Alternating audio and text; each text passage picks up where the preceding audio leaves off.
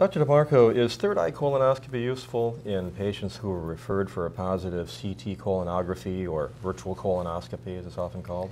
Yes, absolutely. The CT colonoscopy or virtual colonoscopy just shows lesions that are detected by the CT scanner. It could be stool, it could be a polyp, and the third eye is essential at that point because you want to do the best colonoscopy possible. The CT can show things on both sides of the folds that you won't be able to detect using just the antegrade view, and we will drive ourselves nuts and spend much more time looking with a standard colonoscope, and the patient will go through a lot longer procedure if we're dealing with a false positive CT scan. Well, Dr. Kim, how would you compare the effectiveness of cap-assisted colonoscopy with third eye colonoscopy? I mean, in my mind, there's no comparison between the two. I mean, conceptually, cap-assisted colonoscopy is a great idea. And by attaching a cap to the colonoscope, you're able to depress the folds and flatten out the folds and see behind these folds and actually detect lesions. And most recent studies have shown that you can actually see these lesions. But unfortunately, I mean, the latest study doesn't show any significant lesions. I mean, lesions are found, but they're not significant.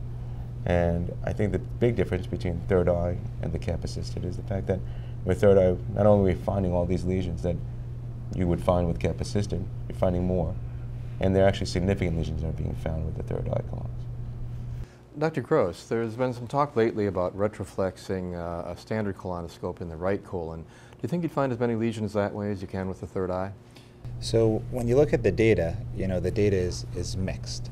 And when you try to do something new with current colonoscopy, you have to look at two things, I think. One, is it going to be effective, which would be to detect more polyps on the backside of folds? And two, the safety of it.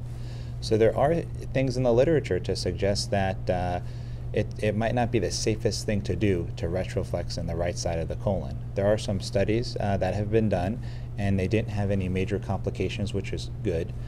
They did detect some additional adenomatous polyps, but when you look at those studies compared to the third eye retroscope studies, they didn't capture the amount of adenomas that the third eye retroscope captured. The other big difference for me is that with the third eye retroscope, you're able to look forward and look backwards at the same time. And when you're just doing retroflexion with the traditional colonoscope, you can't do that.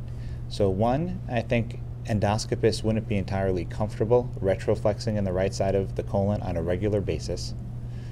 And two, the adenoma detection, at least right now, is inferior to the third eye retroscope. So when you look at it all together, I would say that the third eye enhanced colonoscopy, if you really want to look at the back sides of folds, not just in the right side of the colon, but in the whole colon, that would be the way to go right now.